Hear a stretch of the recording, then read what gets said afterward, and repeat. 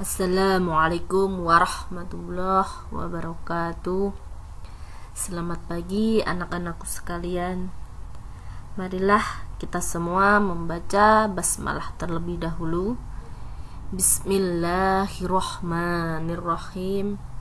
Semoga pada materi pagi hari ini yang akan ibu sampaikan dapat anak-anak serap dan bisa menjawab soal yang telah ibu berikan dengan baik dan benar. Pada pagi hari ini ibu akan melanjutkan pembelajaran bab 2, yaitu mengenai perjuangan Nabi Muhammad SAW dan para sahabat di Madinah, di mana kita ketahui bahwa Nabi Muhammad sejak hijrah ke Madinah ini selama kurang lebih 10 tahun Nabi dan para sahabat nih berdakwah kepada penduduk Madinah tanpa lelah dan putus asa. Kebanyakan penduduk Madinah ini, khususnya suku Aus dan Khazraj ini, menerima dakwah Nabi Muhammad. Akan tetapi dalam perjuangan dakwah ini menemui rintangan, khususnya dari orang-orang yang tidak senang dengan keberhasilan dakwah Nabi Muhammad. Salah satu contoh dari orang Yahudi itu ada Abdullah bin Ubay. Ini selalu melaporkan kegiatan Nabi Madinah kepada kaum kafir Quraisy yang berada di Makkah. Sehingga pada masa-masa kemudian terjadilah banyak peperangan dengan kaum kafir Quraisy. Di antaranya ibu akan menjabarkan satu persatu peperangannya. Pada poin yang pertama itu ada yang dinamakan dengan Perang Badar, di mana Perang Badar ini merupakan perang oleh kaum muslimin Madinah dengan kaum kafir Quraisy Mekah. Perang ini tuh terjadi pada tahun 2 Hijriah atau 3 Januari 620 Masehi. Dan perang ini itu merupakan puncak dari serangkaian pertikaian yang terjadi antara pihak kaum muslimin Madinah dengan kaum musyrik Quraisy. Perang Badar ini berkobar tuh setelah berbagai upaya perdamaian yang dilaksanakan Nabi Muhammad tuh gagal. Dan di sini dalam Perang Badar itu perbandingan jumlah pasukan Muslim itu cuma berjumlah 313 pasukan. Sedangkan kaum kafir Quraisy ini membawa dengan 1000 pasukan. Dan bisa dikatakan dengan melihat jumlah yang perbandingannya cukup jauh, maka di sini sudah tentu kalau secara logika ini peperangan ini dimenangkan oleh kaum kafir Quraisy. Tetapi dalam peperangan ini itu ada pertolongan Allah adanya burung ababil yang secara tiba-tiba itu datang membawa kerikil melempari kaum Quraisy, sehingga dalam Perang Badar ini kaum kafir Quraisy ini banyak yang gugur, banyak dipukul mundur agar jumlah korbannya tidak semakin banyak. Dan dalam peperangan Badar ini dimenangkan oleh kaum muslim dengan pertolongan Allah, yaitu berupa burung ababil.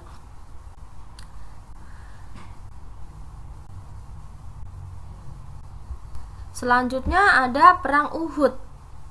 Perang Uhud ini terjadi 3 Hijriah bulan Januari 620 Masehi. Perang Uhud ini kenapa dinamakan dengan Perang Uhud? Karena peperangan ini tepatnya di Bukit Uhud keduanya pasukan bertemu. Perang dahsyat berkorban. Di sini tuh pertama-tama prajurit Islam ini dapat memukul mundur tentara musuh di mana di sini pasukan muslim tuh jumlahnya awalnya itu 1000 pasukan, tetapi yang 300 ini membelot dan malah bergabung dengan pasukan kafir Quraisy, sehingga pasukan muslim ini cuma berjumlah 700 pasukan.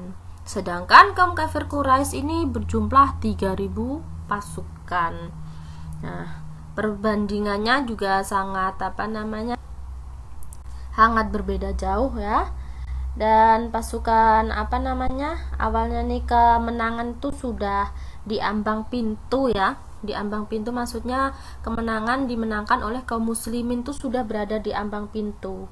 Tetapi di sini tiba-tiba gagal karena godaan harta peninggalan musuh. Prajurit Islam ini malah mulai memungut harta rampasan ya, tanpa menghiraukan gerakan musuh. Termasuk yang berada di pasukan pemanah ini ya, itu malah meninggalkan tempatnya ya, meninggalkan posnya, malah memungut harta rampasan, sehingga pasukan muslim ini lengah, dan kelengahan tersebut dimanfaatkan oleh musuh. Dan pasukan yang dipimpin oleh Khalid bin Walid ini dari orang Quraisy ya, berhasil melumpuhkan pasukan pemanah Islam. Sehingga Sehingga perang Uhud ini dimenangkan oleh kaum kafir Quraisy. Selanjutnya ada perang Khandak. Perang Khandak ini terjadi pada tahun 5 Hijriah atau bulan Maret 627 Masehi. Di sini perang Khandak nih sebenarnya peperangan yang sangat besar, karena di sini kita melihat itu kaum Khandak nih, orang kafir Quraisy ini dengan panglimanya atau pemimpinnya itu Abu Sufyan sudah menyiapkan pasukan sebanyak 10.000 orang. Itu dari kaum kafir Quraisy ya, yang merupakan gabungan beberapa suku. Melihat dengan beberapa pasukan yang sangat besar, maka di sini Nabi Muhammad ini bermusyawarah dengan orang-orang muslim ya, bagaimana cara menghalau pasukan 10.000 orang tersebut. Nah, sehingga di sini ada ada permusyawarahan bagaimana kalau kota Madinah ini kita tutup.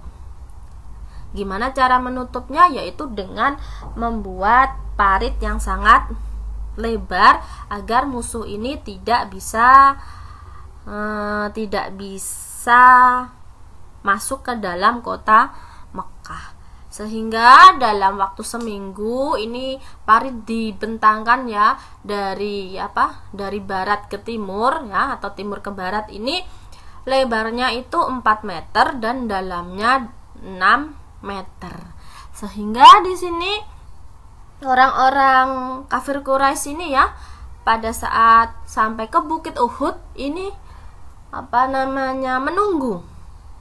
menunggu orang-orang muslim ya, pasukan Madinah. Takutnya di Bukit Uhud ini orang kafir Quraisy dicegat di situ, sehingga di sini karena kelamaan menunggu, nah akhirnya kaum kafir Quraisy ini bergerak menuju ke kota Madinah. Dan sesampainya ya di perbatasan kota Madinah, kaum kafir Quraisy ini terkejut. Kenapa terkejut? Karena di sini kaum kafir Quraisy melihat bentangan parit yang sangat lebar dan dalam. Akhirnya di sini kaum Quraisy ya membuat tenda di perbatasan kota Madinah. Ada juga ya panglimanya yang berusaha menyeberangi parit tersebut, tetapi dapat tumpas atau dibunuh oleh Ali bin Abi Thalib. Sehingga karena kelamaan menunggu ya di seberang parit di sini, maka banyak prajurit terkena penyakit malaria. sehingga banyak yang sakit, perbekalan makanan sudah mulai berkurang ya, sudah menipis, mau habis, sehingga ada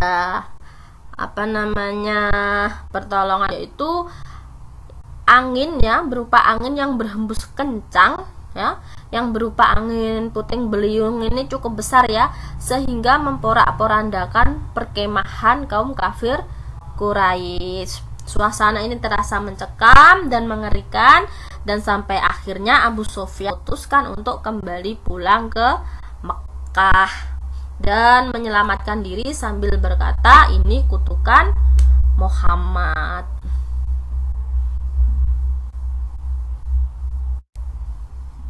Dan selanjutnya ada perang Bani Kainuka, tahap awal membersihkan Yahudi dari Madinah.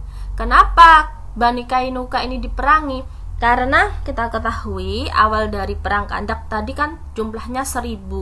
Nah, yang 300 membelot, dan yang 300 ini berasal dari Bani Kainuka yang bersekutu dengan kaum kafir Quraisy. Makanya dengan itu Nabi Muhammad ini bersikap keras untuk membasmi suku Bani Kainuka yang telah berkhianat. Sehingga di sini ada sebuah perjanjian yang diajukan, semua ditolak Nabi Muhammad ya. Tetapi kecuali itu ada usulan yang terakhir, yaitu mengangkat hakim dari suku Aus yang dipilih oleh Nabi sendiri. Dan hakimnya ini meminta semua pasukan Yahudi ini berkumpul di tengah lapangan dengan membawa senjata. Senjatanya ini disuruh meletakkan senjata ya. Terus ada peraturan yang kedua, semua pasukan laki-laki ini dihukum bunuh ya, sedangkan perempuan dan anak-anak menjadi tawanan. Meskipun keputusan saat ini sebagai hakim itu terasa pahit oleh kaum Yahudi, namun mereka ini betapa besar kesalahan yang telah mereka lakukan terhadap Nabi dan umat Islam, sehingga mereka rela menjalani hukuman tanpa perlawanan. Nah, itu tadi beberapa peperangan ya yang terjadi antara kaum kafir Quraisy dengan kaum Muslim. Setelah adanya berakhir perlawanan tadi ya, atau peperangan, ada perjanjian antara kaum kafir Quraisy dengan kaum Muslim. Yang mana perjanjian yang pertama itu perjanjian Hudaybiyah. Hudaybiyah ini tahun 6 Hijriah atau 628 Masehi. Kenapa ini perjanjian Hudaybiyah ini dilakukan? Dengan tujuan membuat perjanjian berusaha merebut dan menguasai Mekah. Kenapa Mekah harus dikuasai? Karena Mekah ini merupakan pusat keagamaan bangsa Arab ya. Sehingga dengan melalui konsolidasi bangsa Arab dalam Islam, diharapkan Islam dapat tersebar keluar. Terus apabila suku Quraisy ini dapat diislamkan, maka Islam akan memperoleh dukungan yang besar. Karena orang-orang Quraisy ini mempunyai kekuasaan dan pengaruh yang besar di kalangan bangsa Arab. Itu tujuan dibuatnya perjanjian Hudaybiyah. Nah, perjanjian Hudaybiyah ini awalnya itu disetujui, tetapi disetujui oleh kaum kafir Quraisy ini dengan terpaksa ya. Sehingga itu kaum Muslim yang berada di Mekah ini ditindas habis, dibunuh oleh kaum kafir Quraisy. Mendengar hal tersebut, maka di sini Nabi Muhammad tidak tinggal diam. Bahkan di sini Nabi Muhammad ini membawa 10.000 bala tentaranya ya, berangkat menuju kota Mekah untuk membebaskan kota Mekah dari para penguasa kafir yang zalim. Nah, di sini Rasulullah sebenarnya tidak menginginkan terjadinya peperangan ya, yang sudah tentu itu akan menelan banyak korban jiwa. Untuk itu Rasulullah dan bala tentaranya berkemah di pinggiran kota Mekah dengan maksud agar kaum kafir Quraisy melihat sendiri kekuatan besar dari bala tentara kaum muslimin. Dan taktik Rasulullah ini berhasil ya, sehingga ada dua orang pemimpin yaitu Abbas dan Abu Sufyan ini menemui Rasulullah dan menyatakan masuk Islam. Sehingga dengan masuknya Islam raja dari kafir Quraisy, maka di sini ada Fathul Mekah, yaitu penaklukan kota Mekah ya, tahun 8 Hijriah, yaitu semua berhala yang ada di Mekah dihancurkan, yaitu ada sebanyak 360 berhala. Dan yang terakhir yaitu Haji Wada, ini merupakan haji perpisahan ya. Haji Wada ini terjadi pada tahun 10 Hijriah, di mana ketika Nabi ini menyatakan salam perpisahan kepada umatnya, berkata, mungkin kalian tidak akan melihatku lagi setelah tahun ini ya. Melihat hal tersebut, maka di sini Abu Bakar ya menangis karena merasa bahwa jika tugas Nabi Muhammad ini telah selesai dan waktu meninggalkannya sudah dekat. 2 bulan kemudian ya, setelah menunaikan Haji Wada ini, Nabi Muhammad ini menderita demam. Menjelang wafatnya ini Nabi Muhammad tidak bisa mengimami sholat berjamaah dan menunjuk Abu Bakar sebagai pengganti menjadi imam sholat. Dan pada hari Senin ya, tepatnya 12 Rabiul Awal 11 Hijriah atau 8 Juni 632 Masehi, Nabi Muhammad nih wafat di rumah istrinya yang bernama Aisyah. Nah, itulah tadi penjelasan mengenai upaya Nabi Muhammad ya dalam berdakwah di Madinah. Dan anak-anak bisa mempelajari lebih jelas dan lebih detail pada LKS yang telah anak-anak punya saat ini.